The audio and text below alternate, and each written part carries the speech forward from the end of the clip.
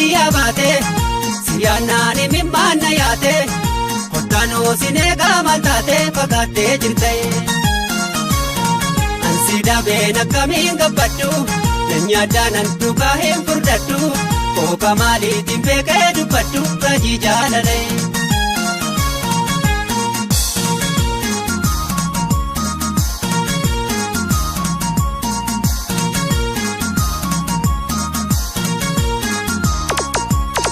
Ansi baree komaa biraan baru siin bilbilaa kaasinaan dubbadhu shakkii miti waa biraan seeyini waanan bukkee koosi daabeefani gargar baanee turrus yoo mobsine durwaan baay'ee wajjin dabarsine kottaa daraa walitti adeebinu ilma ilmoo keenya arginu.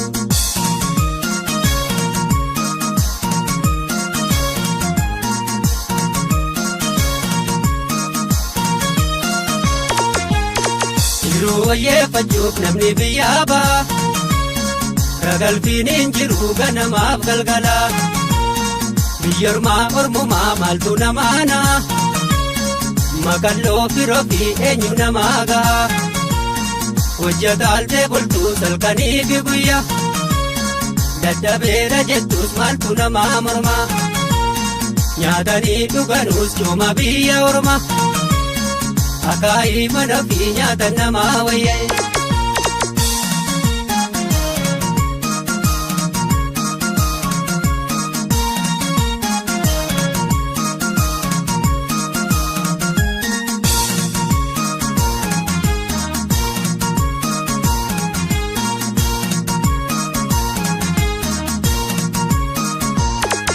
Maaliif naagattee biyya baate sidamnaan mimmaanna yaate. Kottanoo sinee qaamaan taate fagaattee jirte. Ansi dhabeen akkamiin gabbadhu nyaadaanan dhugaa hin furdadhu kooka maaliitiin beekee dubbadhu raajii jaalale.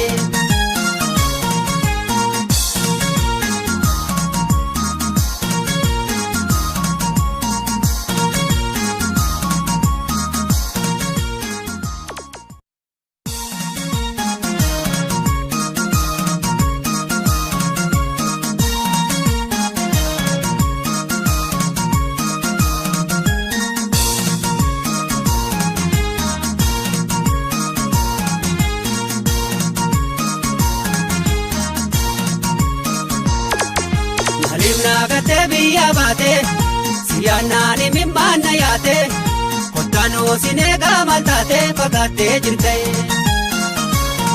Ansi dhabeen akkamiin gabbadhu nyaadaanan dhugaa hin furdadhu kooka maaliitiin beekee dubbadhu raajii jaalale.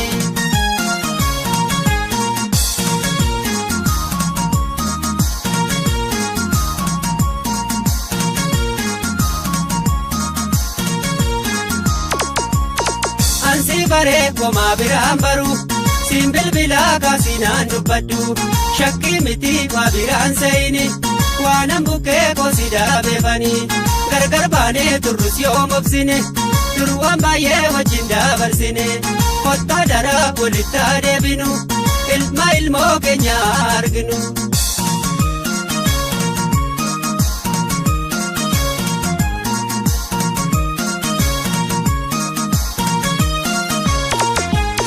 Jiruu wayyeeffachuuf namni biyyaa ba'a ragalfiin hin jiru ganamaaf galgala biyya ormumaa maaltu namaana makalloo firoo fi eenyu namaa ga'a.